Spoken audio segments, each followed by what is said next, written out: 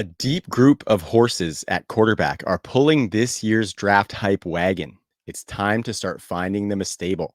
And we've got an announcement tonight that's going to take this show to a whole nother level. Let's get it.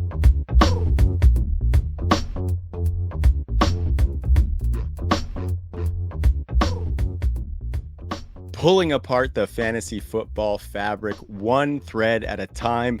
This is UnRavelled. I am Trav, hosting and West Coastin. We are posted up on the Undroppables YouTube channel, also on Spotify, and I am working to get us on more audio platforms as well, so stay tuned. We're going to get into it quick tonight because joining me once again, an absolute unit for the Undroppables right now, one of the creators of the UN Score, our new prospect model. Check out the Patreon to go find out a little bit more about that. His government name is Dan Whisner, but the homies call him Wiz. Wiz, how are you doing tonight, my man? What's up, man? I'm good. Happy to be back. Good to join you again on the Unraveled, and stoked to talk some of the 2024 QBs here tonight. Yes, dude. And I said at the top of the show that we have a big announcement tonight because I'm not introducing you tonight, Wiz, as just a guest. As of this very show, you are going to be a permanent co-host with me on the UnRavelled Fantasy program. I am excited to have you join. I think this is going to be a huge value add for listeners, and I think we're going to make some sweet magic for the people, brother. Yeah, man, I'm stoked. We kind of talked about maybe doing something like this, when you kind of came on in January, and I was coming on shortly before in December, and we workshopped something for a little while, and this is kind of the end product. And yeah, man, I'm really happy and excited to kind of see how this evolves for us here over the course of the offseason. Yeah, I think it's going to be a good mesh. We've had really good reception from listeners of the last episode that we did. So we're going to keep it rolling. So now that all those sweet nothings have been whispered, Wiz, just want all of our listeners to make sure they subscribe to that YouTube channel, like this video, leave a comment as well. We love to see that. Please go follow us on all the socials at the Undroppables, Twitter, Instagram, TikTok. And then go check out our Patreon where you can get all of them exclusive benefits. One thing I do want to do, Wiz, is shout out all of the peeps in the Discord. We started an Undroppables team startup just yesterday, I think we did. And we shared the link to the patrons in the Discord to follow along. And there's been some really good discussion about some of the picks and some of the trades. That draft is bananas. There's been a ridiculous amount of trades. Even Grindberg sent me a text just before we started potting saying, dude, I've never seen a draft like this. And I was like, yeah, that's what happens when you get chalk into a draft causing chaos. Oh, my God. It's been fun. It's been really fun. Yeah, man, I'm already a little bit annoyed with all the moves that he's made, but it's kind of been a masterclass for him so far. So, oh yeah, he is just like lighting up the group chat. Every pick that he has is available, and he's telling us about it 12 picks before it's on the clock. It's a beautiful thing, man. I love draft season and getting into these startups, especially with the team. That's going to be a fun one to track throughout the season. So might hear some snippets here and there on the Unraveled pod. But one thing you're also going to learn about the Unraveled pod is that we are about that action, boss. So let's pitter patter. Hey, Wiz, we are going to do a lot of fun stuff with the show as the offseason progresses. Best ball season is just about upon us. But up until the draft, we are going to talk about these prospects and some of the factors that are in play for fantasy football. So tonight, like we mentioned, we are going to start with the quarterbacks, one of the most fun quarterback groups that we've seen in quite some time, in my opinion. And like I also said, they're kind of the engine that's driving the excitement around this year's draft. Close second is the wide receivers because that's a beautiful, beautiful group. But I think these quarterbacks at the top of the draft and some of the movement that we could see happen is fun. And we're going to talk about some of that tonight. So basically just looking at these quarterbacks and from a little bit of a different lens, right? We've already gotten our player takes out. We've already given our opinions, Wiz. Tonight, what we're going to do is we are going to start projecting these quarterbacks towards potential landing spots. Some of that stuff is getting a little bit more clear. We've been able to read through some of the tea leaves as to where some of these guys might land. So we're going to look at some of the places they could land and talk about what their outlooks would be if they went there. So what do you think, Wiz? You fired up for this one? Yeah, man, let's do it. All right, giddy up. We're going to start right at the top of the draft because I think this is the most sure thing that we know so far, and that is Caleb Williams being drafted with the #1 overall pick to the Chicago Bears. He is all but in the Bears building at this point, Wiz. They've done a lot of really nice work this offseason to kind of foster an environment of success around him, which I'm sure some of their past quarterbacks might not be the most stoked about because they didn't get that afforded to them. Yeah. But I think it's really exciting to see the offense he's going to go into with Keenan Allen, DJ Mo Money. We love him. Cole Kmet was a pretty resurgent tight end last year. And that defense looks a little bit strong as well. So I think the Bears are set to make a little bit of a turnaround this year.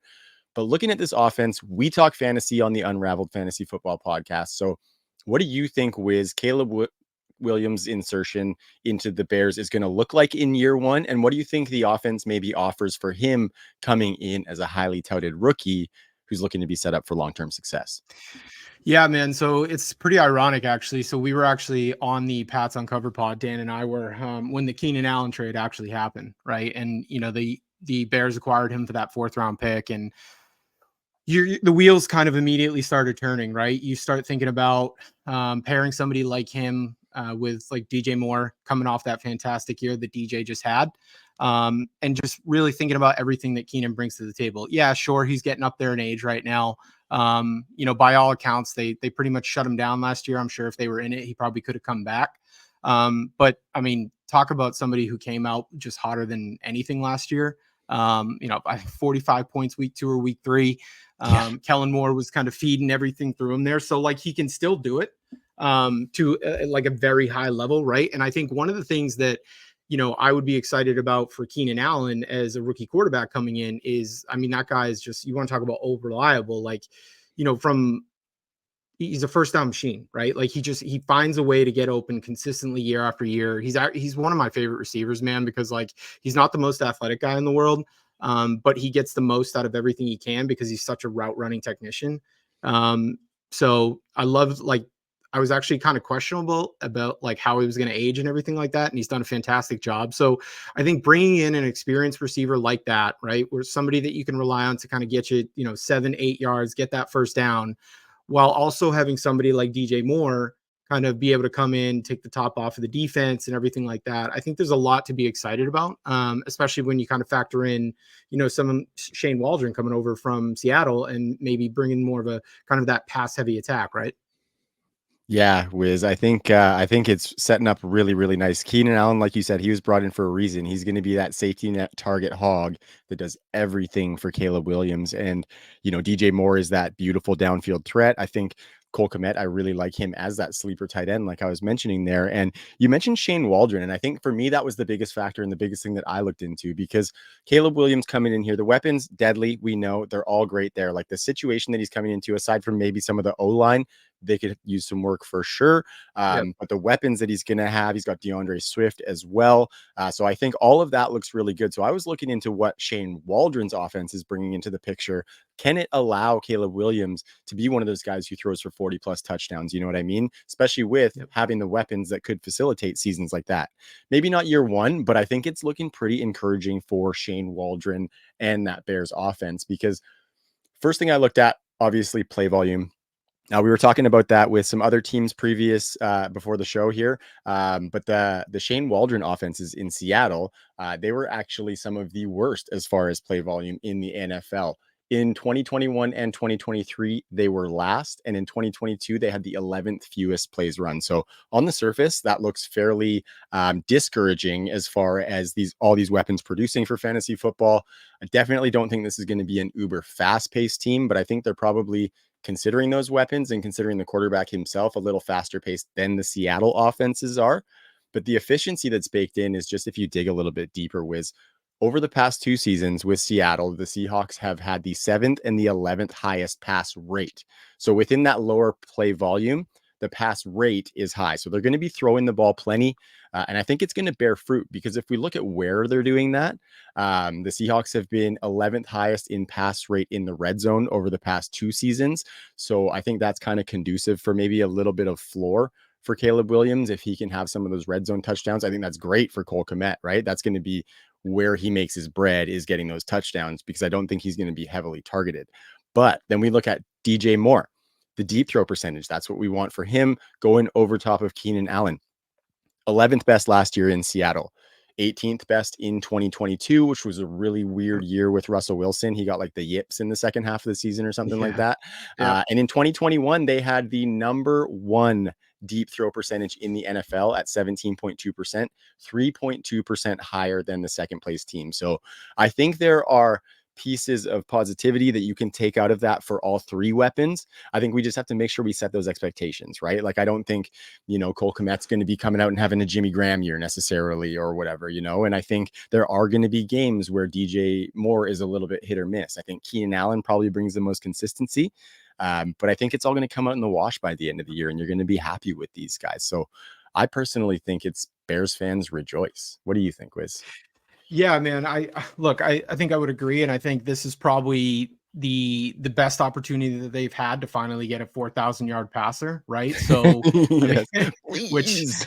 sorry, Bears fans, but Fair no, enough. look, it really does seem like Ryan Poles has, if they're going to go ahead and take Caleb Williams, is surround him with as many weapons as they can, right? And looking at something about how these guys finished last year, right? You had Keenan Allen coming in, finished 11th in yards per route run, DJ Moore right behind him at 13 in yards per route run, right? So you've got like two guys that are essentially coming off like highly efficient seasons. DJ Moore coming off the best season of his career, and Keenan was off to kind of one of the best seasons of his career, even over the age of 30, right? So, and then I think you had a great point about Cole Kmet and some of those end zone kind of red zone targets. I mean, Kmet had 5 end zone touchdowns last year, right? So kind of having that big body in the red zone there is definitely something that's going to be kind of a nice safety blanket and another option there for Caleb.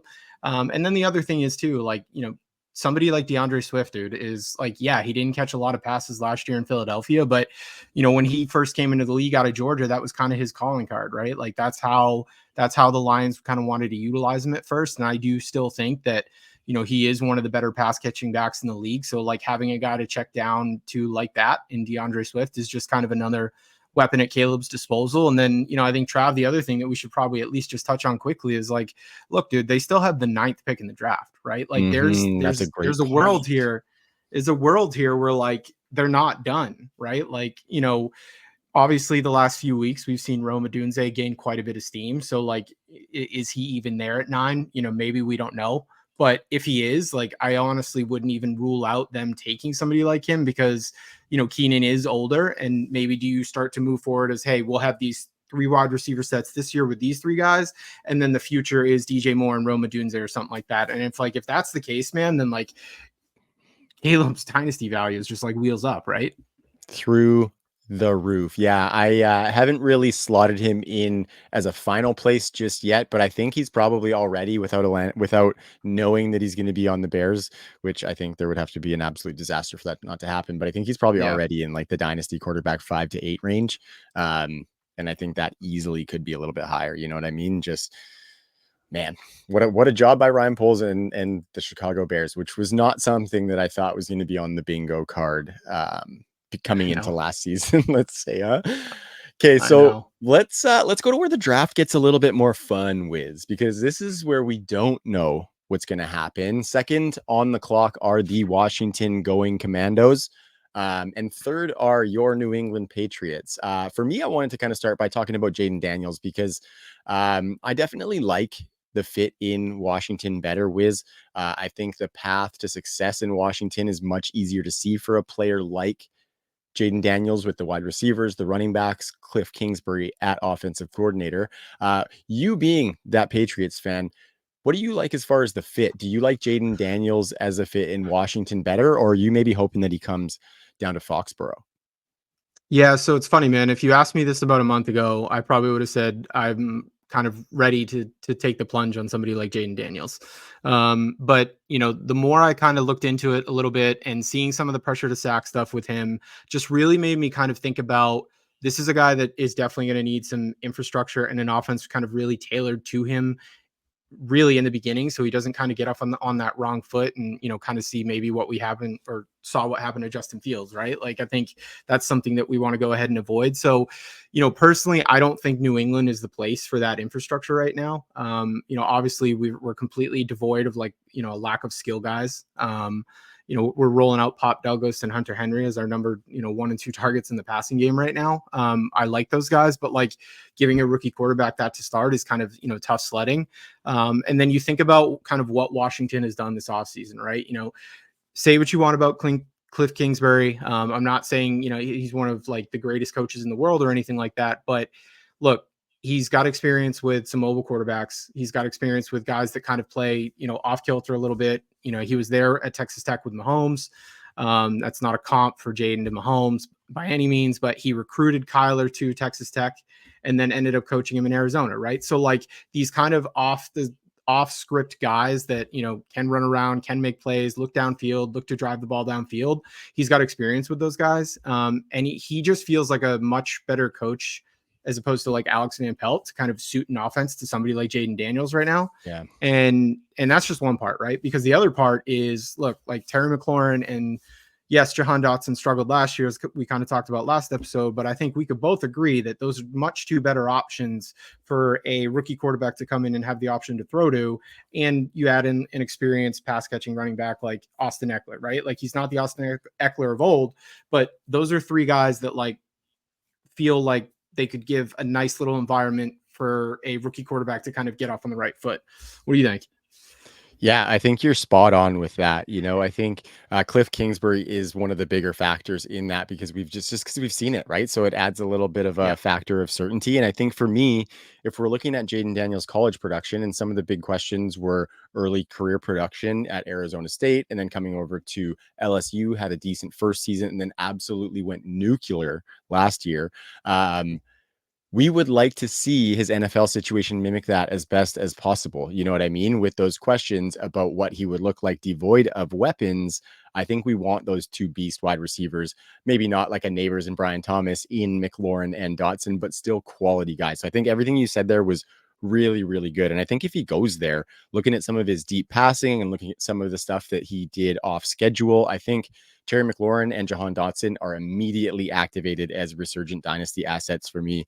We've been saying to go out and buy these guys for a couple months now, just because we know they're going to get a new quarterback. And I think that take only gets further cemented. I think he can be a great deep passer. I think the mobility that he brings can allow Cliff to be very creative in this offense, because I looked into Cliff's offenses as well. And in those 4 years as Cardinals head coach, he was top 10 in plays run in all but his first season with the Cardinals, top 10 in rush attempts in 2 of those 4 seasons, which is definitely a factor of having that Russian quarterback. And then in 2022, Kyler Murray, they weren't in that top 10 because Kyler Murray was injured.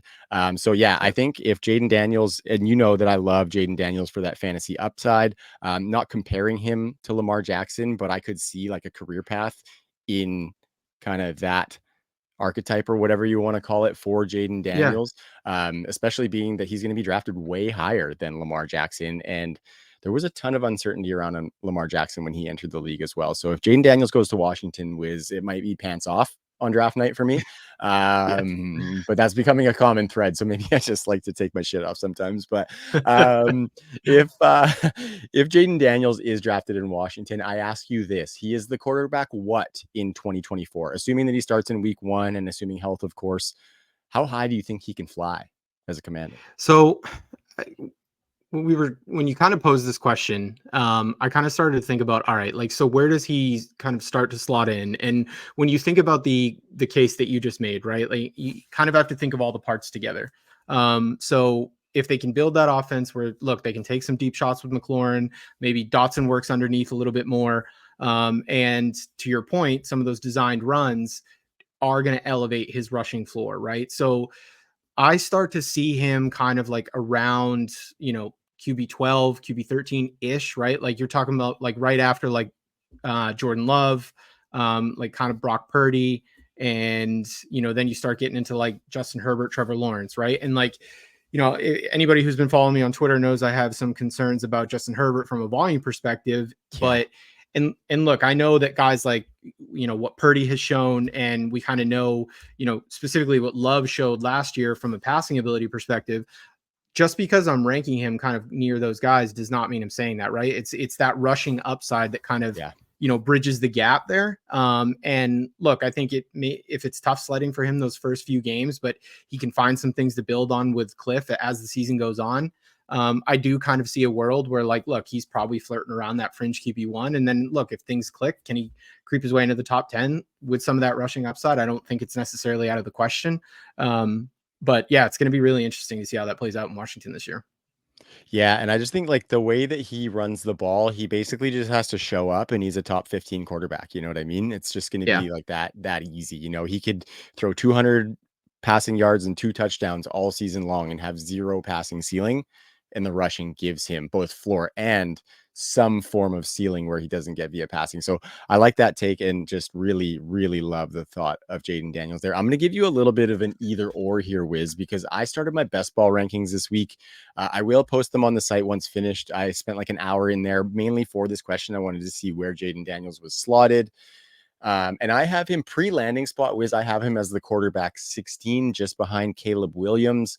And I think I kind of showed a little bit of restraint with that, to be completely honest with you. But Yeah. I think definitely to your point, I think if he lands in Washington, I would bump him up into that top 12. So if you're looking at it, Jayden Daniels in Washington or Caleb Yeah. Williams in Chicago for 2024 Caleb alone. Williams. Caleb Yeah. I'll Williams. take Okay, Caleb it's Williams. pretty Yeah. close. I got Caleb right ahead of him, but it's close. And I think Caleb Williams could be bumping up as well. Jayden Daniels in Washington or Brock Purdy for 2024.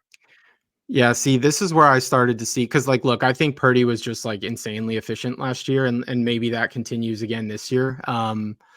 It's kind of hard to bet against the guy at this point. That's a I'll lean Purdy there, but like if you told me, like, as we move towards, like, through the season here and we start to see some of that rushing upside and he becomes more efficient as a passer, again, I just don't think it's out of the realm of possibility for him to kind of sneak into that, back half of the top 12. Yeah. No, I like it. I like it. Last one, Tua. It's tough, man, because, like, if you tell me, do I get Tua for the first 6 weeks, then yeah, like, I'll take Tua every time. But the problem is, like, Tua comes out like a ball on fire, and then as soon as it gets cold, we kind of see that drop off, and it's just been really pronounced each of the last few years. Um, you know what? I'll take Jayden Daniels there. I Love will. it. Love it. Me too. And look, some of this is like, if you're thinking about it, it's like, well, Brock Purdy finished, QB6 or QB7 last year, right? Like, how can you kind of say that? Well, you got to remember how many quarterbacks got hurt last year too, right? Like, Yeah, we didn't exactly. have Good guys point. like we didn't have guys like Burrow in there who are immediately going to slot back in. I mean, so I think there's some injuries that kind of elevated him a bit, and we might see him Brock kind of fall down to that back half of the top 12 this year. I dig it. I dig it. And yeah, so the only reason I didn't really have him higher is because there is that potential that he does go to New England and doesn't have that, Yeah. comfy, cushy ecosystem around him.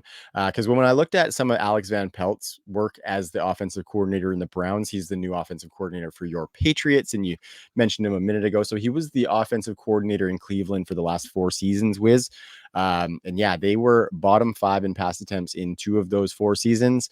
Another season, they had the 11th fewest. And last year they were top 5 in pass attempts, which was with no Nick Chubb and had Joe Flacco, sorry, as the quarterback. So you Yep. can see why. But that's like a top rushing volume team, or bottom passing volume team, and a top rushing volume team, because in 3 of those 4, they were top 5 in rush attempts, and in the season that they weren't, they were still within the top 10. So I don't think that's necessarily a nail in the coffin for Jayden Daniels because of the rushing, especially for him himself as a fantasy producer, maybe not for the Patriots organization. But Wiz, I really think that the Patriots might be a bit of a better landing spot for the next guy who is on our list, and that would be Drake Maye out of North Carolina. We really like Drake Maye. I think he has sneaky mobility, which is really cool. Fires darts out there, got a really nice arm. And I think for me, I definitely like what he could do in New England. I think he would be great. Like all that stuff with Jayden Daniels minus the rushing applies to Drake Maye in Washington. I think that's a great environment for him as a guy with that sneaky mobility and the ability to distribute to those wide receivers. But I think he might be better suited to take a team that's not set up for that success from day one and grow into them. So what say you, Wiz, as the resident New England Patriots fan? Yeah, man. Look, I think whoever comes into New England, it's going to be kind of. I think they need to be prepared for the fact that it's going to be kind of a tough year one, right? And that's why necessarily I don't really want to rush this rebuild. We spoke about this briefly on Pat's Uncovered. Some people are saying this is year two of a rebuild, and the reality is it's just not, right? So like, yeah, I think what I'd like to do is take somebody like Drake Maye, have him sit maybe for the first 5-6 weeks, really just try and get acclimated by all, like, a lot of people around the league speak very highly of Jacoby Brissett as a pro. Like he could really kind of learn, how to be a pro under Jacoby. And then we could kind of start to see what we have here, maybe the second half of the season. But like the reality is, dude, this team is not competing this year with the likes of the rest of the AFC. So what I'd like to do is see us kind of go about it the right way.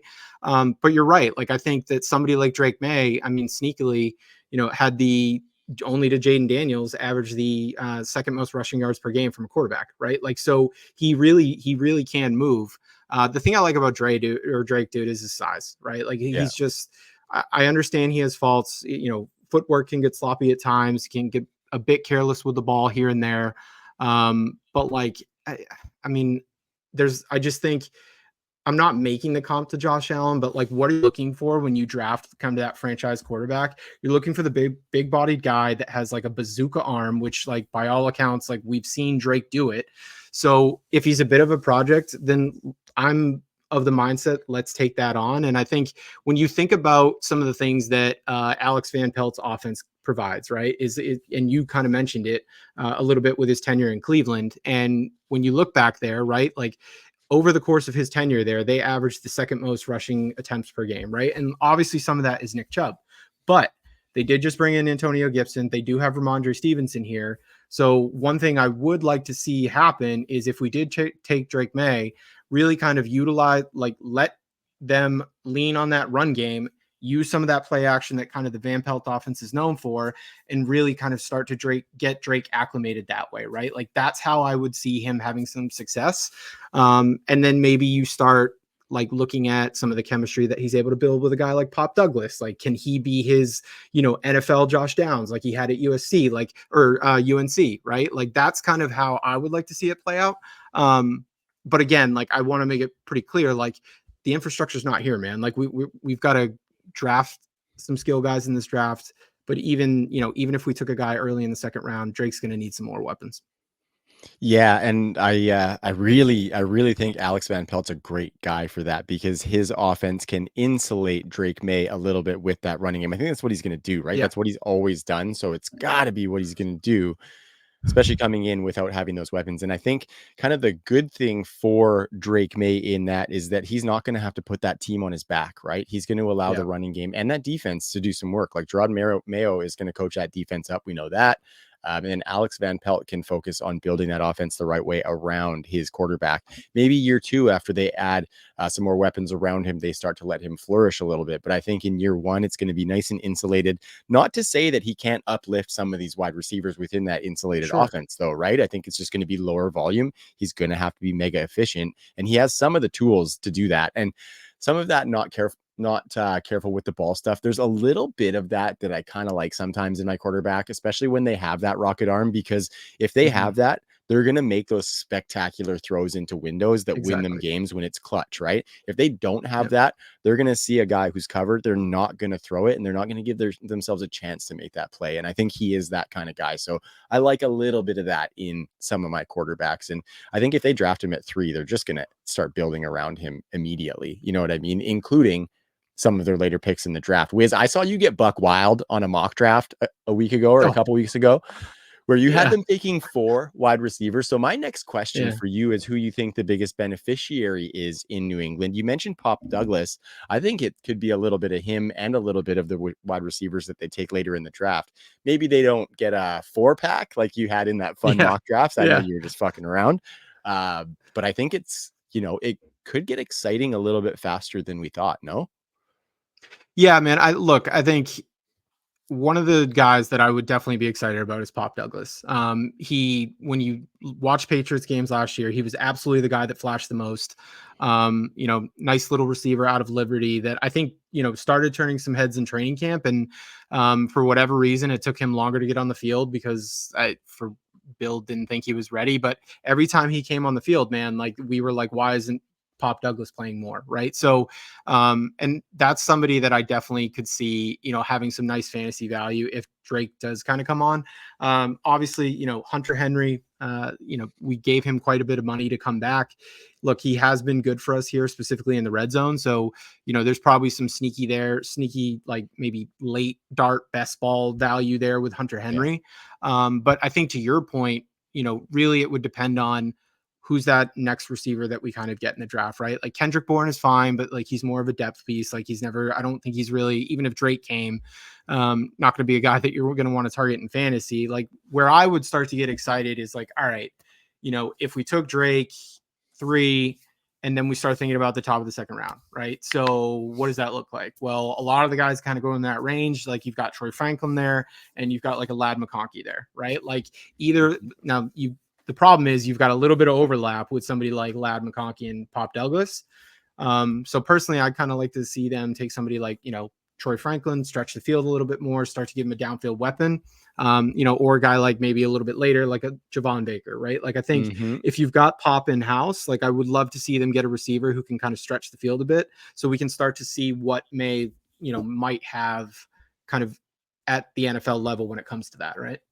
Exactly. And I don't even think them taking a double dip at wide receiver in this class is out of the question either. So if they went for like a Troy Franklin, came back, got like a Malik Washington, a Jacob Cowing or something a little bit later would be a nice little touch there to add to your outside wide receiver and the guys that you got there. Love what you said on Hunter Henry. I like him as a sleeper tight end, one of those guys who needs 10 touchdowns to get it done for you.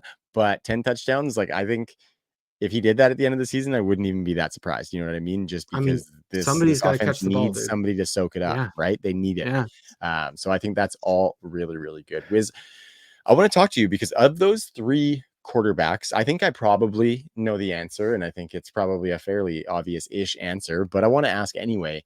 Who do you think is the most likely, well, maybe of those 2 quarterbacks, let's just say Daniels and Maye, who do you think is the most likely to slip past 3? And then let's talk a little bit about some of the trade up spots, because I think for me, picks 4 through 8 feel like they could be really good trade up spots with the Cardinals, Chargers, Giants at 6, who are a wild card in the quarterback race as well, to be honest with you. And then the Titans at 7 with having Will Levis, Falcons at 8 with Kirk Cousins. What do you think about who could slide? And then do you see any teams that you think could be jumping up there to try and get one of those? Yeah, so I think it would depend on the team, or I think it would depend on who slides, right? So I think there's I do think that I probably was a little bit less high on this scenario a little while ago, but it is getting a little bit harder for me to see Jayden Daniels sliding past Washington, right? Like it just does seem like where there's smoke, there's fire kind of thing, right? Like it seems like there's been so much talk around that. And given Cliff's kind of background that we spoke about earlier with some of the mobile quarterbacks and everything like that, I do wonder, but I also wonder, like it does seem like the Patriots aren't necessarily super interested in drafting a Jayden Daniels. And that's something where like, look, if for whatever reason Drake goes 2 to the Commanders, I'm not saying we should, but I'm saying they should at least, like the Pats should at least listen to it, because again, as we spoke about before, like I just don't think we have any type of infrastructure to kind of put him in a position to be successful, right? And it's not something that's really going to fix itself overnight. So that's one scenario where like, look, if that happens, I would be okay trading down. But the real scenario where I kind of see is like, look, if for some reason the Pats do pass on Maye, I will be, pretty upset, and that'll be a somber pod on the Pats Uncovered.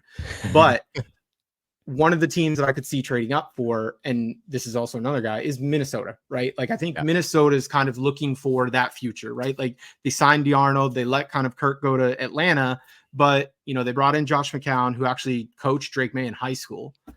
So there's like that, there's that connection there. And there's been some smoke with JJ McCarthy. So I think really the team that I look at as far as trading up and the kind of the probability, Trav, the most is probably Minnesota. Where are you at there?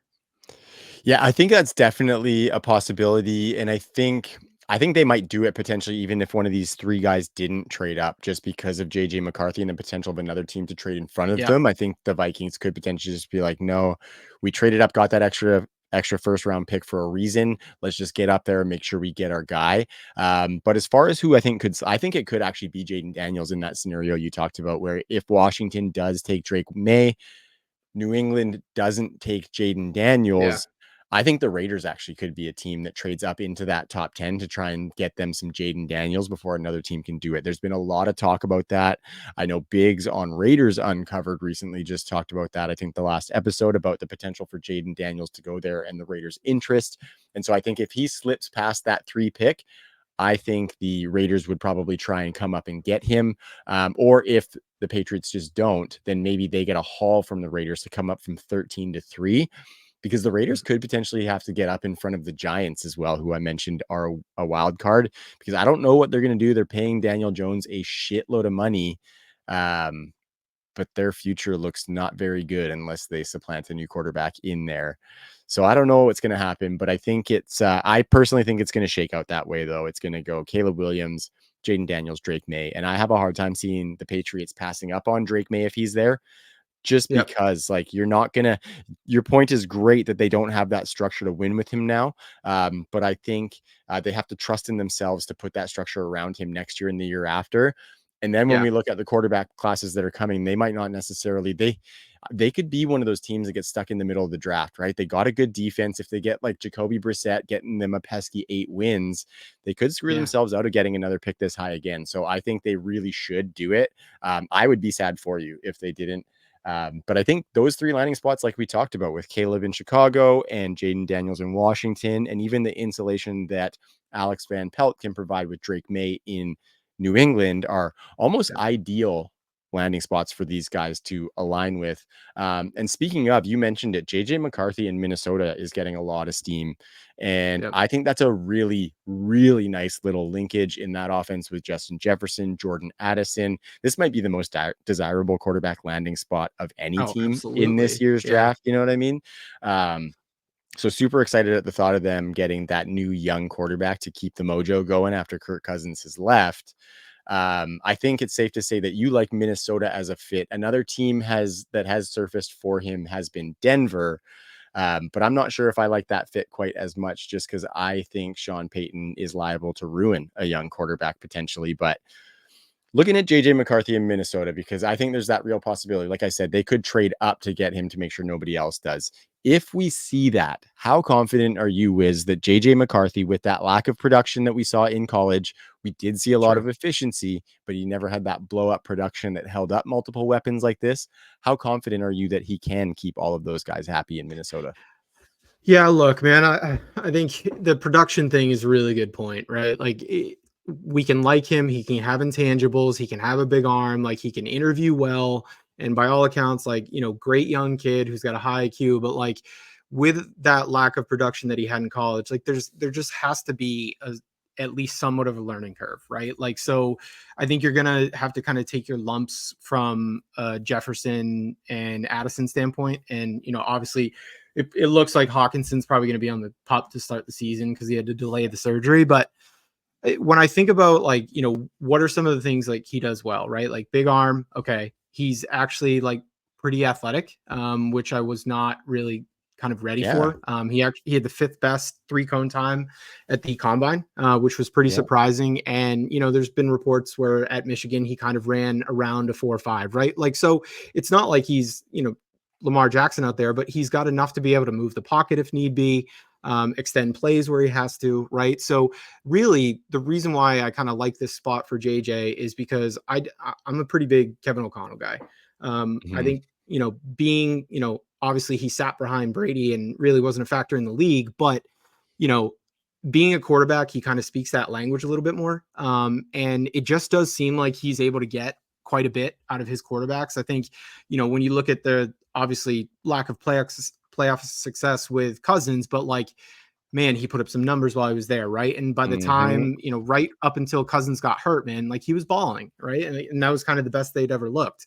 And then you just kind of think about like, look, he got the absolute most he could have for Josh Dobbs for those couple games. And then, you look at Nick Mullins coming in and throwing for almost 400 yards in 2 of those 4 starts, right? So like Yeah. we've seen him kind of make do with, maybe not the best situation. And I think when you've got guys on the outside like, Jefferson and Addison, I think this is probably a situation, if the way I look at it, Trav, is like learning curve to start. Maybe he starts to build a rapport with Addison and Jefferson kind of in those first few weeks, kind of starts to find his footing. Hawkinson comes back, he's got another weapon, and then maybe he kind of closes that second half of his rookie season on a stronger note.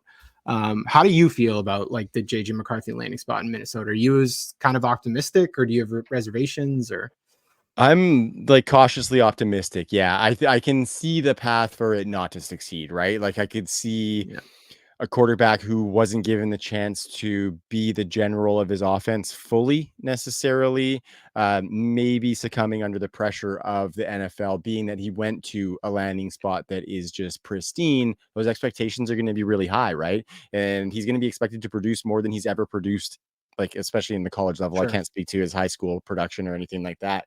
But I love everything you laid out about Kevin O'Connell. Love those former quarterbacks coming in and mentoring these young quarterbacks. Like a guy like Kellen Moore is a former quarterback who I think is a great offensive coordinator, excited about as an Eagles fan. And I think yep, Kevin O'Connell is just like obviously tiers above Kellen Moore, and he's running a great offense there. So I think like he's going to need to be super efficient for sure. But he's going to have a lot of passing volume to do that within, because I yeah, think the thing is if he's not efficient, he's not delivering the ball and not keeping this offensive up, I think he could have some squeaky wheels, right? And I think that could be something that doesn't help a young quarterback's confidence. But we sure, know Jordan Addison's going to be getting down the field. JJ McCarthy had the second best deep completion percentage in this class last year. TJ Hawkinson, when he's back, he's going to work that short area, middle of the field. He is good after the catch, good in the red zone. We like that. Take a look at this, Wiz. I'm looking at Kevin O'Connell's offenses too, and just looking at that yeah, pass rate stuff, because I was digging in, I just want to see like what they're going to offer, right? So Kevin O'Connell's Minnesota Vikings just overall had the oh, of course my sorting's all screwed. They had the third highest pass rate at 66.4%. Listen to this though. Get him inside the inside the 10-yard line. 69.7%, almost 70% pass rate. We do have to bring in the context that Alexander Madison and Ty Chandler were not doing them any favors last year from the running back perspective. So maybe they did have to throw the ball more.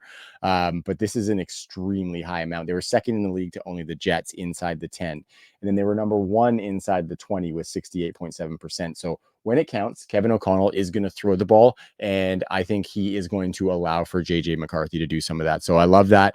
And I think this is a really good fit. Another place that insulates him, like Drake Maye, but allows him the weapons and the high-powered offense to actually blossom into that franchise quarterback that we haven't seen him be, right? And so super interesting, because we've seen Drake Maye produce, and he might go to the place that doesn't have the weapons, but we think he's a good fit there. And then JJ McCarthy, we haven't seen produce. He's going to go to the weapons. We also obviously love him there, and we're excited about yeah. him. So it's really interesting, because a lot of this stuff might be like red flags in previous quarterback prospect scouting when there's not a bunch of big production from that guy. But I think what we're seeing is the depth of analysis in football now is making us like some of these guys, because we can target that low volume efficiency that guys had, and we can think about projecting that forward into the NFL a little bit more. And I like that, right? I think that's really fun for us to dig deeper. I think that's something that people are going to get when they tune into the Unraveled show, is we like to go a little bit deeper into the weeds on some of these guys and give you some of that full picture to tell you what's happening, because we don't want to steer you wrong.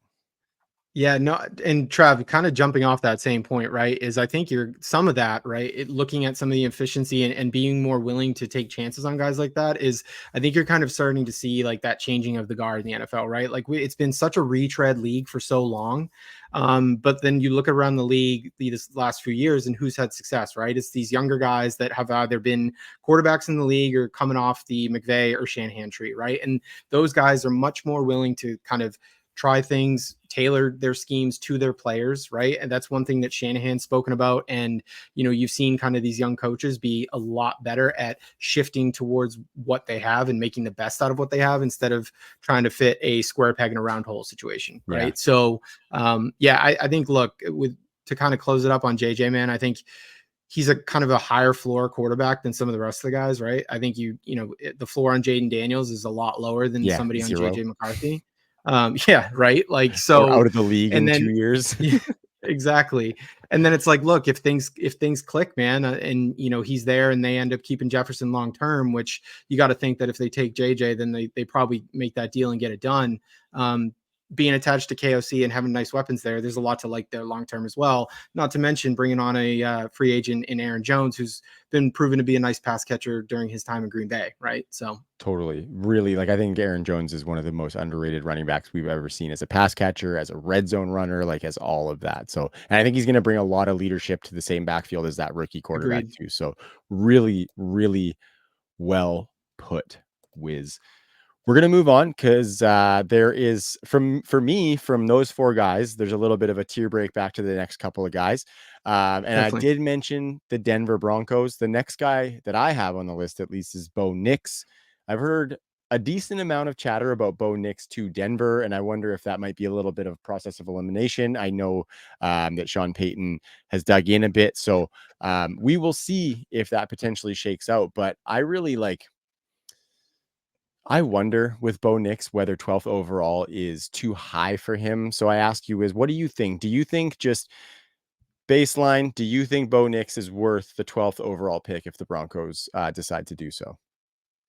No, man. I mean, look, I think he had a really nice last couple of years at Oregon, and this past year, from a completion percentage standpoint, obviously was extremely impressive and everything like that. But that was also kind of a product of that offense as well, right? Look, he was in college for 5 years. It honestly felt like longer. He kind of pulled Yeah, like a Van Wilder totally. situation there. But look, man, I just when I think about like a first half of the first round pick, Bo Nix is not typically a guy that comes to mind. So I think that would be Sean Payton trying to kind of force the issue a little bit and just saying, look, I don't want to go forward with Jared Stidham, and maybe a bit of a flag plant, but look, that to me would be an incredibly questionable flag plant. I know, they traded for Sean Payton and he got that big contract, so maybe he's got more wiggle room than most, but like, I don't know, man. I have a tough time seeing kind of that situation go well. Where are you at on somebody like Bo Nix and kind of going at 12? Yeah, so I don't think he's worth the draft capital, but I honestly think I could kind of see the situation going well for Bo Nix specifically. Like, I think you're right. Like, the hard part is the eval because those first 3 years at Auburn, it was ultra low passing volume. I was mentioning this on the show that I had with Dino Joe. Shout out that, like, from me, like, I'm obviously Canadian, so a little bit detached from the college football scene as you guys are down there.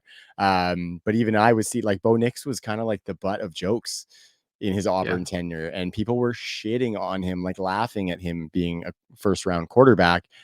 And then he goes to Oregon, which is like one of the most conducive to success offenses that you could ever Yeah. have. So it's like, what guy is he, right? I do like the improvement, obviously, in that completion percentage, adjusted completion percentages over 82% each of the last 2 years is absolutely outrageous. So I think he was a bit of an accuracy king. I think the wild card is Sean Payton, though, because if we look at his previous offenses, that quick timing, dump offs to the running back, dump offs to the tight end, really like utilize your weapons in a bit of a creative way. Um, like I think Bo Nix could kind of fit into that, right? Like let him dink and dunk it a little bit. He doesn't Yeah. have to put the Oh team yeah. on his back. But it's just like that's a lot of dominoes that need to kind of fall. And that's the assumption of Sean Payton being rational as a coach. And so to your point, I kind of like I could see it go well, but I think I lean towards that it probably doesn't. And yeah, it's crazy because those other guys are going to fly off the board and Denver's going to feel like they have to. And then there's going to be a bunch of trickle Yeah. down effect from there. Right. And so feels kind of wild to see Bo Nix up going that high. But if we do say that he does go there, because I think it's actually a real possibility, maybe they trade back and still take him or something like that. But I think that might be a little bit dicey if they're convicted on taking him. But what do you think a guy like Bo Nix does for a Cortland Sutton? Maybe for one of the Undroppables team favorite breakout candidates, Marvin Mims, also Yeah. a UN score darling. Yeah. Just what do you see with him as that distributor who you might have questions in the profile in if you supplant him in with Cortland Sutton, Marvin Mims, Javonte, a little bit of Greg Dulcich, and then of course Sean Payton. Yeah, so I mean, I do want to touch on the fact that look, I kind of agree with you that I do think he would be a good fit with Sean Payton. It's just at that spot, right? And Yeah. that's where you kind of brought up a good point where maybe they feel like they get pigeonholed into taking him at 12, right? Because like I do see a world where, like, look, quick timing, I'm not like the ultimate Drew Brees light, right? Like, just get the ball out, be super Mhm. accurate.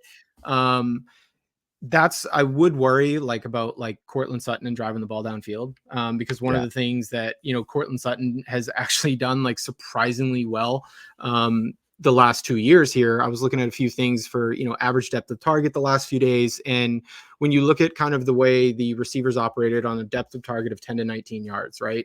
Cortland Sutton had the fourth highest yards per route run out of any wide receiver, only behind Jefferson, Ayuk, and Olave, right? And like Wow. that's on 140 plus routes over the last 2 years with an average Man. depth of target of 10 to 19 yards, right? So like, look, if Bo Nix can live in there, sure, okay, then there's some optimism. I do think a lot of the production that we liked from Cortland Sutton last year was some of that jump ball stuff, those deeper touchdowns. I think he did have kind of a boom touchdown year. Mhm. That's the sort of thing I would worry about not being able to replicate.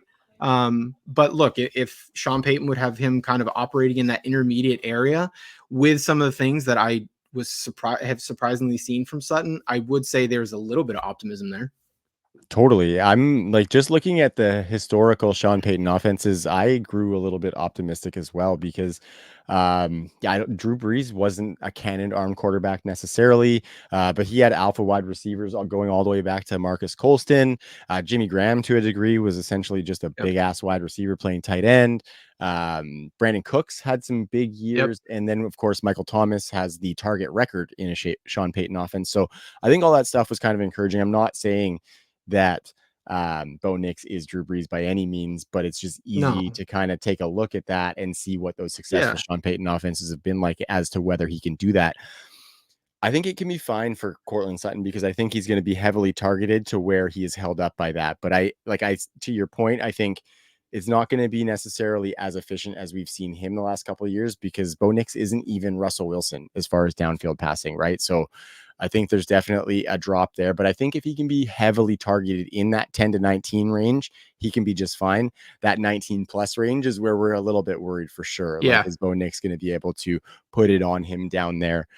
I think what I came out with though was a little bit of hesitation on our guy Marvin Mims though, to be completely honest. If you look at all those wide receiver twos of Sean Payton offenses, this isn't the only factor. Of course, it's 2024 is a new time, but he hasn't really had many second receivers on his team produce unless they were like top tier talents. And I know we are very positive about how Marvin Mims can progress as a talent.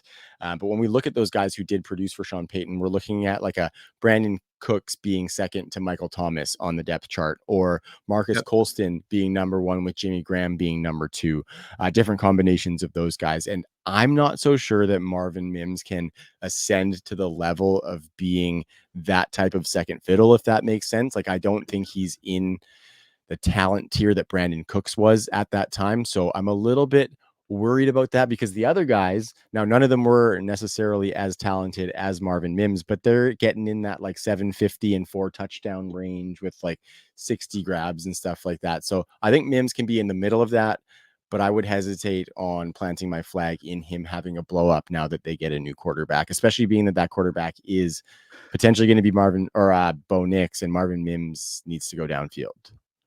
Yeah, I mean, look, I think the way this plays out is, you know, in a scenario that works out for Mims, is he does try and become like Brandon Cooks light, right? Like the Yeah. kind of similar body styles and everything like that. But like, I was just looking back here, like as you were talking, like looking back at Brandon Cooks's rookie year, 10 games because he ended up getting hurt, but 550 yards in 10 games, right? So he's pacing for like just under 1,000 yards his rookie year, which, like, look, far cry from what we just saw to Marvin Mims, right? Like, obviously, some of that was situation last year Mhm. with some of the overlap with Jerry Jeudy, which we talked about last episode. But like, that would be like a major, major jump to kind of. And then you look at, what Cooks did the next essentially 5 years, right? 1,100, Huge. 1,200, 1,100, 1,200, right? Like, so you're going from basically zero production his rookie year and then basically asking him to kind of take on something like that.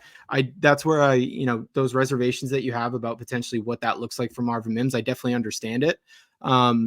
the hope would be, look, he's got that great analytical profile. They traded up for him. Sean Payton's going to do everything Yeah. that in their power to kind of make that happen because, really outside of Cortland Sutton and Mims, yeah, they've got Dulcich. We'll see if he can stay on the field.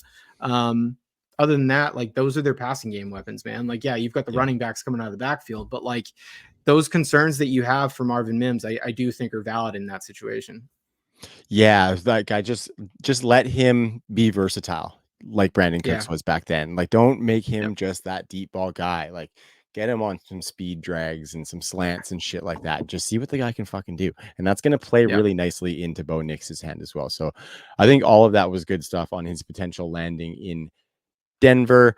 Next guy, much wider range of draft outcomes, in my opinion, is Michael Penix Jr. Just recently at a pro day, and we talked about it before the show. Surprising as hell, 4.46 that he ran, like just wild. And the Yeah. guy is Didn't like, see that coming. he's like a pylon in the pocket. He's not running for Yeah. nothing in the NFL. So don't let that 4.46 fool you. But I mean, good for him for sure. Yeah. I mentioned the wide range of outcomes, Wiz. Like, I've seen people having teams trading back up into the first round to take Michael Penix. I've seen him mid to late second round potentially.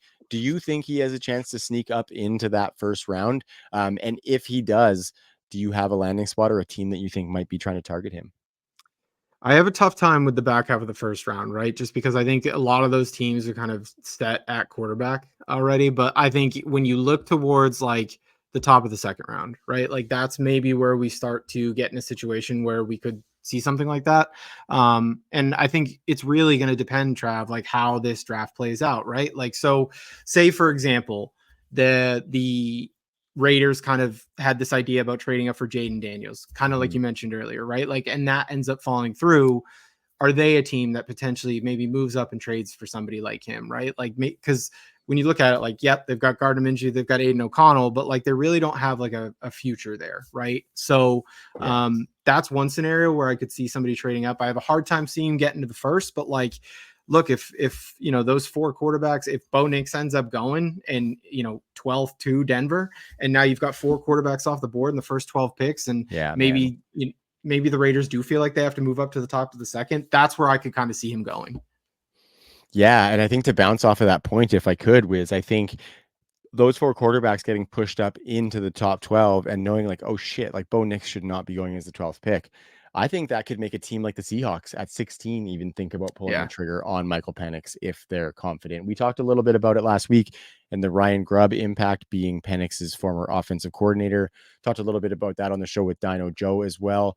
And yeah, I just think he needs a place that's going to let him throw downfield and have wide receivers that can do it for him because he's going to need them to hold him up as opposed to him holding them up, in my opinion. And so, I mean, that's super reachy for the Seahawks to be going Michael Penix at 16, but I think the quarterback position just has maybe a little bit of a different set of rules. And especially when you get into a deep quarterback class where you might think you might have a couple of guys towards the top of the second round, but by the middle of the first, you see that might not be happening. So Yep. yeah, I think it's going to be interesting to see where he's one of the ones I'm most intrigued because it's just I know the least about where he's going to go, and who knows, maybe it's just some left field team that just comes out of nowhere and picks him somewhere. It's the draft is just a fun time, and I'm just fired up to get to it, dude. God, Yeah, man. I'm stressed, but I'm ready. So yeah, it's yeah. it's gonna be one of the most stressful draft days in a while. Yeah, totally. But I think it could be one of the best ones for you as a Patriots fan, right? Like don't get me wrong, as an Eagles fan, I fucking hate the Patriots. But with you and a bunch of friends of mine being New England Patriots fans, like you just want to see good football. You know what I mean? You want to see Yeah. good football. And I'm kind of intrigued to see them have a turnaround post Bill Belichick. So not Yeah. rooting for them. I just want to get that clear. But I would be happy for you in that situation, brother. Well, uh, appreciate the kind words. Yeah, yeah. I don't want to see my friends in misery, right? Yeah. So there's a couple more quarterbacks on the docket. We can talk a little bit about them. I think the guy that's most of note of the guys remaining would be Spencer Rattler. We Yeah. also have Joe Milton. We have Michael Pratt. Just a couple names that are out there, probably going to be a little bit later round, but I think Rattler could be a guy that sneaks up a little bit, especially if we see some of that first round compression of quarterbacks being taken. What do you think about Rattler, and do you think he could potentially sneak up into that second round? I have a hard time seeing him kind of get all the way up there. Look, 5 years he was in college. He kind of some maturity issues to start, right? Like I think he's got this bad rap still from kind of that Netflix show that he did. Yeah. But like when you talk to like his teammates down in South Carolina the last 2 years, and everything that kind of came out of the Senior Bowl and everything, it really does seem like he's just become an adult, right? Like Yeah. he was a child then. So we kind of talked a little bit about this on the Pats pod.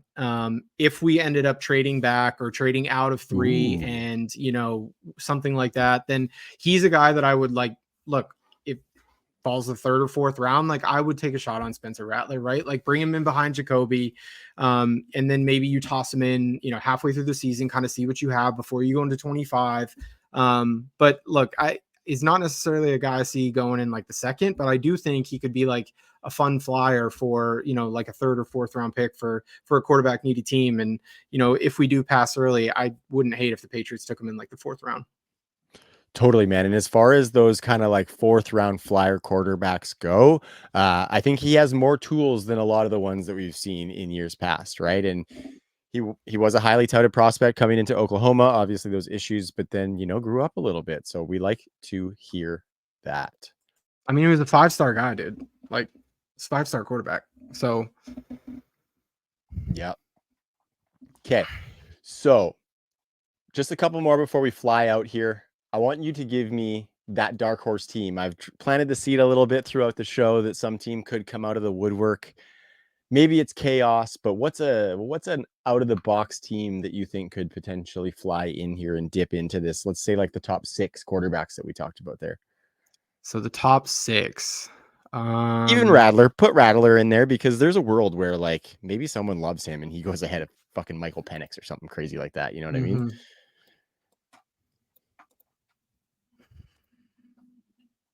It's a tricky one. I was Honestly, noticing like there's not a it's lot of really spots behind the ones that we assigned tonight, right? it's tough, man. I Yeah. mean, if we start with you, where are you leaning right now?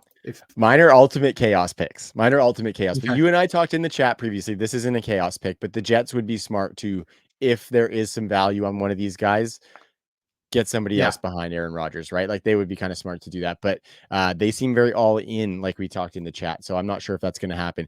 These are the chaos picks that I think. The 49ers, because they don't want to have to enter Oh, into a fat ass contract with Brock Purdy. Could you imagine yeah. that? Could you Oh imagine? my God. And the Dallas Cowboys with Dak Prescott's All contract right. situation coming up. So They haven't given him that another one, that one actually kind of makes some sense right? because That'd be with their wild. when they passed on that opportunity to kind of restructure or extend him or anything like that, like he's on the books for 55 million and then he's a free agent. Like, Yeah. so I mean, the Dallas one is interesting. Like, obviously Trey Lance is there, but like, yeah, I would if Dallas left this draft with a quarterback. I can't say like it wouldn't be a fit because like they are going to be in need of a quarterback soon, most likely. That's a Yeah. good And one, Trev. ultimately, like I think something gets done with Dak probably, but that would be chaos. And I just like chaos sometimes. I love that shit. And like, it is a division rival. So seeing them set their succession plan up well for the future isn't necessarily something that I love to see.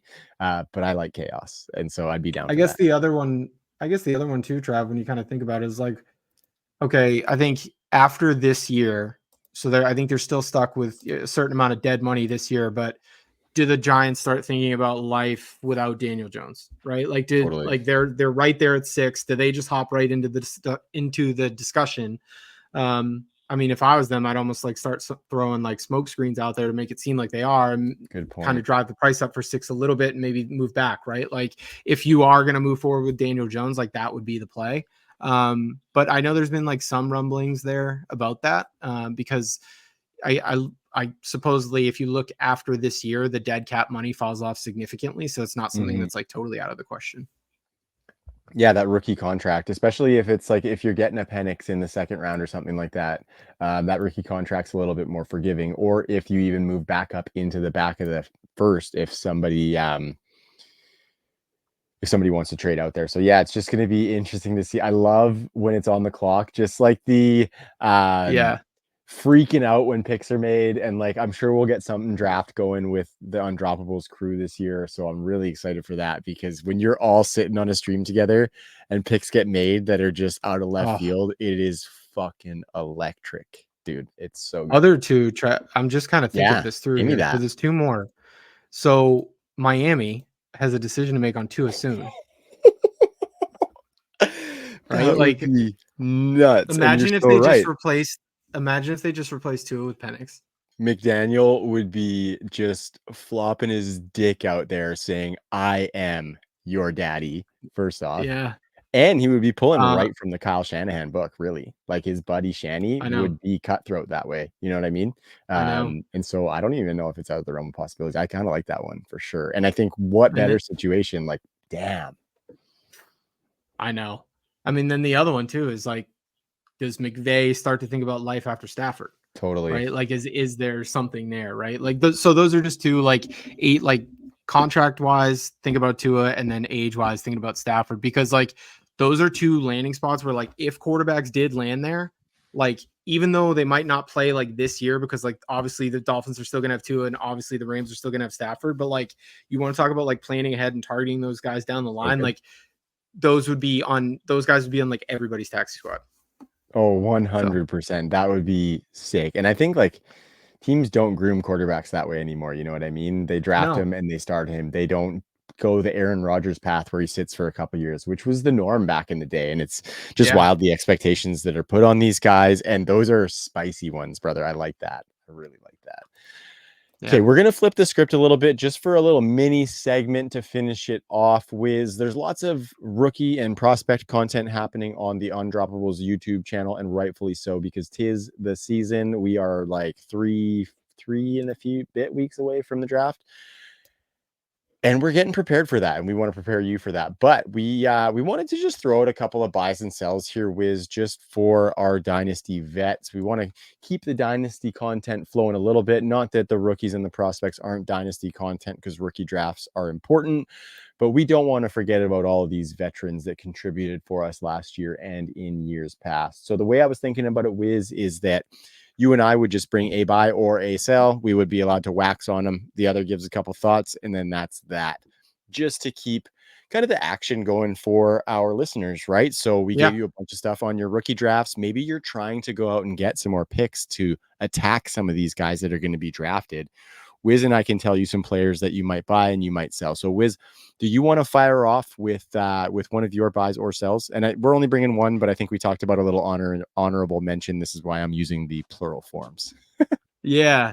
No, my honorable mention is a guy that we kind of talked about earlier on the pod, right? So I think Pop Douglas is interesting. I think he's still, I think he's still very cheap in most dynasty circles right now. I tried to grab him in one of the undroppables leagues here and got swiftly denied because the secret's out in some spots. But I think there's a lot of spots right now where he's still awfully cheap. And look, if somebody like Drake May does come in here, I think you're going to see like Pop become like quite a big part of the offense. And I just think at his current price point, just could be a sneaky value, right? So that's kind of an honorable mention to keep on there as a buy.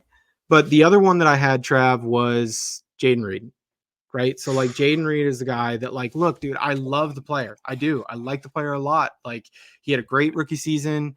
But like, if we're looking at like what he produced his rookie season, top 24 wide receiver that rookie season, but that 10 touchdowns, less than 100 targets. Yes, he had a nice yards per route run, just about 2.23, just about 50 receiving yards a game. The problem is, man, that Green Bay has too many talented fucking dudes, and that's the problem, right? Like, there's Yeah. too many mouths to feed in Green Bay right now, and LaFleur is just like LaFleur is not Kellen Moore, where it's going to be feed the wide receiver one, like that's why like AJ Brown's going to go nuts in 24, right? But LaFleur's not that guy. And then, they go out, they sign Josh Jacobs. Like, there's a hype train that will not stop gaining steam for Dontavian Wicks. And they've got the two tight ends there as well. So like, there's only so many targets to go around. Now, if like somebody like Dobbs, like if he beats him out in camp, like that's a totally different story, right? But Yeah.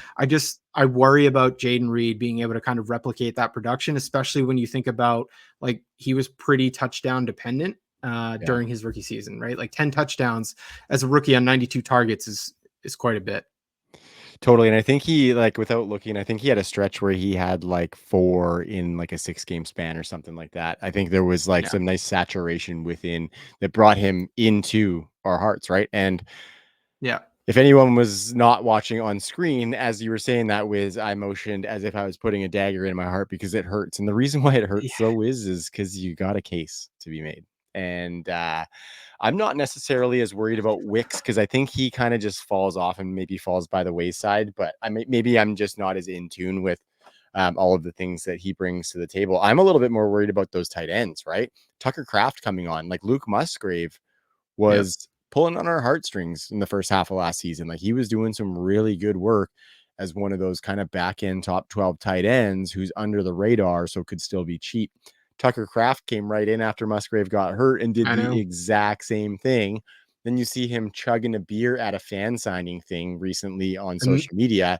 So I love stock this fucking immediately guy. up. I Yeah. love this Stock fucking guy. immediately up. And then you look at having potentially more 12 personnel with 2 tight ends on the field, and those Yeah. guys just eating the middle of the field, which is where we want Jayden Reed to operate. Like he might not even be on the field in those 12 personnel sets because he's the smaller guy between Christian Watson, Dontavian Wicks, and Romeo Dobbs. Jayden Yeah. Reed to me doesn't project to be a guy they're going to kick outside when they only have 2 wide receivers on the field. So Yeah. I don't like what you're saying, but I understand and I agree with what you're saying, Wiz. I mean, I hate it, dude. Like I own Jayden Reed in a couple spots. I've moved off him in a couple spots this offseason strictly because of that and just trying to reduce some exposure. I do still have a couple shares of him, but like it's just something I'm thinking about because like look, yeah, Jordan Love's great and I think we loved what we saw out of Green Bay, but it's definitely cause for concern. Yeah, for sure, man. No, I hear you there. So I kind of have 2 guys. I can't decide like off on the spot here which guy's going to be my honorable Yeah. mention because I didn't have a ton of notes. I just wanted to talk about him. I am ready to duck from the tomatoes that might be thrown because people love Yeah. these players. The first guy that I have is Isaiah Pacheco. I'll just be kind of quick on him. Like great season last year, looked like the bell cow in Kansas City. Yep. I'm not sure he's going to be afforded that opportunity again this year because while Andy Reid sometimes wants to use a bell cow, he often doesn't have that guy. And so he brings in multiple bodies to do that. We did see it last year, so that is encouraging. But when I looked on Keep Trade Cut, I'm seeing that Isaiah Pacheco is valued at the Dynasty running back 14 right now. And I Yeah. think that is absolute ceiling for where he was ever going to be. And I don't, I think that's like unicorn type shit that he even got to that level, being, I think, a 5th-round pick. So I just think if you can capitalize on that running back 14 value for somebody in your league who sees that he's on the Chiefs offense, thinks that he's going to have that staying power. We haven't seen guys have staying power in this offense, even when they've had spurts of production, right? So I'm not so confident that he's going to be sticking around for too long. And when I see that he's borderline top 12 prices, if you can get a 1st-round pick or even like a 2nd-round pick plus for Isaiah Pacheco, I am doing that all day. I just think that there's already not a lot of pass catching for the running back in Kansas City. A little bit of a boost up last year, I believe, but nothing that you're going Yeah. to be writing home to mom about necessarily. He needs heavy red zone volume and he needs to make a bunch of big plays.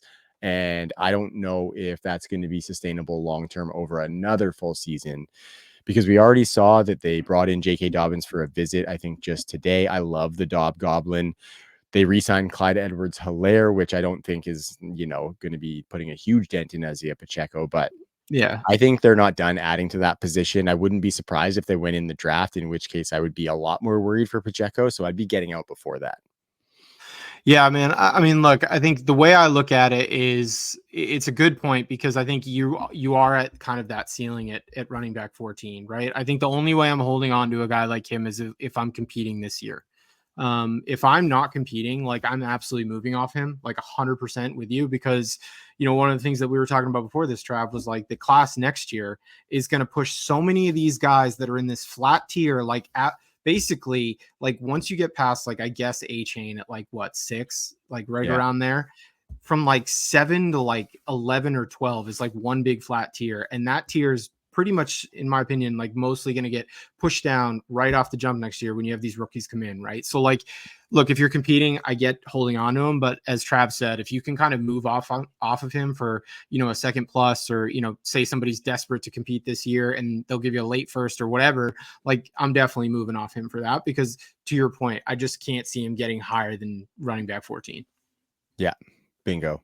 The other guy, and this is the guy who I'm going to have to duck the tomatoes for, and that would be Derrick Henry. And just want to be clear that this is not an indictment on what I think he can do in Baltimore over the next couple of years, because I think he's going to absolutely smash. And if you keep him, he's going to be great for your team. The reason I think he could be sold is because I think you could go in there and you could get a first round pick in this year's draft for him to a team who thinks that they can win right now. And I think you should do that, because we saw in Tennessee, he started to tail off a little bit. I'm talking to probably the biggest Tyjae Spears lover of all time on screen with Yeah. me right now, who has Yep. dug into a lot of this stuff. And there were signs that Derrick Henry was starting to tail off a little bit. And now that he's gone to Baltimore, his value has boosted back up to like 2018 Derrick Henry levels, because we know what that offense can provide to a running back. And so I think while I would love to have that production on my team, we're always looking to improve our roster for the long term in Dynasty. So I would actually just capitalize on that resurgence in his value, because he's a player who I think we haven't seen it yet fully, but he's a player who I think if the cliff comes for him, it's going to be a very steep one. Like if he loses some of that footwork, if he loses some of that quickness to be able to get through and then start mucking guys over in the open field, I think that is a death sentence for him as a guy who's going to be a bell cow in the NFL, because we know he does not project to pass catches. So that's just kind of my take on Derrick Henry. And it sucks because I love the running back in Baltimore too. So it's really hard, but I just think that he's running back 17 on keep trade cut. And I think you could probably get like top 12 prices for him right now.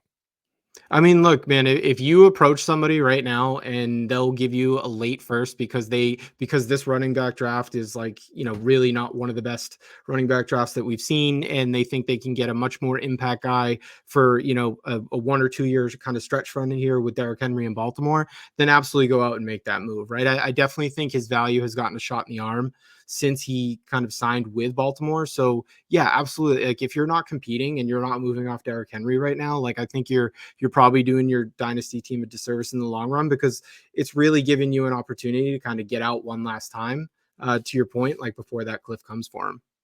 For sure. For sure. And in Tennessee, we thought he might have to be a guy who died on our roster. So he does not have to be that for you anymore. Well, Wiz, that is a wrap on our show for this evening. Was there anything else that you wanted to cover?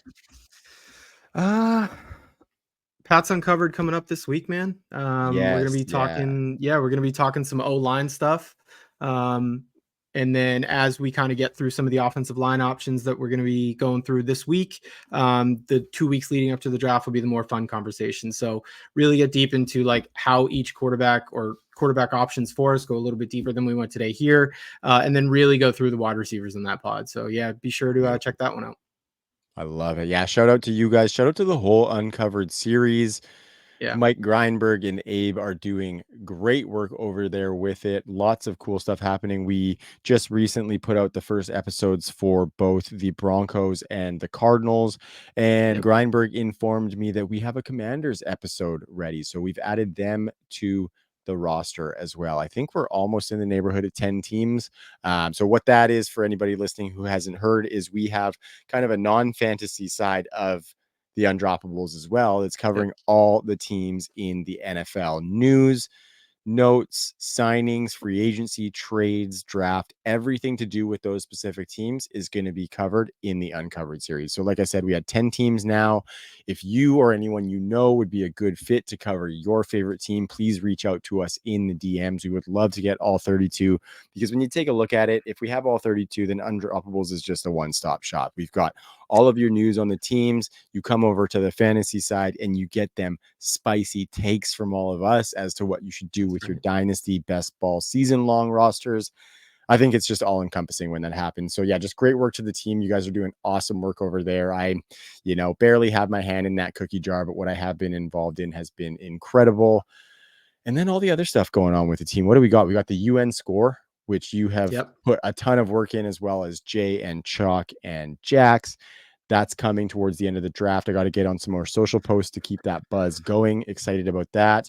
YouTube channels bumping, socials are bumping. Check out the playbook on Wednesday nights. Raiders Uncovered is Thursday night. Like, there's just so much happening. And I am so thankful to be a part of this team. Follow us on socials at the Undroppables on YouTube. If you liked this episode, like this video on YouTube, leave us a comment. Let us know what you thought. If you make any trades with those buys and sells that we just talked about, fire us a tweet or something like that to let us know. We'll show you some love and we'll let you know what we think. Super excited to start this journey with you, Wiz. First show for us being an official co-host pair, but second in a row on the Unraveled show. And this is just the beginning, brother. So thanks again, man. I'm really looking forward to this, dude. No, man, I'm super stoked. And yeah, guys, I think, as we kind of go through draft season, we're, really happy to do some of this stuff and talk through it with you. But the other nice part of this show is that we can kind of pivot, right? So we're going to get into some best ball stuff here this off season. We'll be following training camp storylines and what that means from a dynasty perspective. So yeah, Trav, I'm excited to kind of see how we evolve here over the course of the next few months, man. Yeah, I am jazzed. We might have some plans to get some guests on too. So just keep it locked. Keep her dialed. Like I said, we're on Spotify now, and I'm working to get us on all those other platforms. Shout out to the guys in the Discord who are letting me know what platforms they're on so I can make sure I target those ones. And go check out that Patreon because it's fun in that Discord, fun benefits. It's going to be a good time as Undroppables continues to grow. But until next week, that is Wiz. I am Trav. Peace.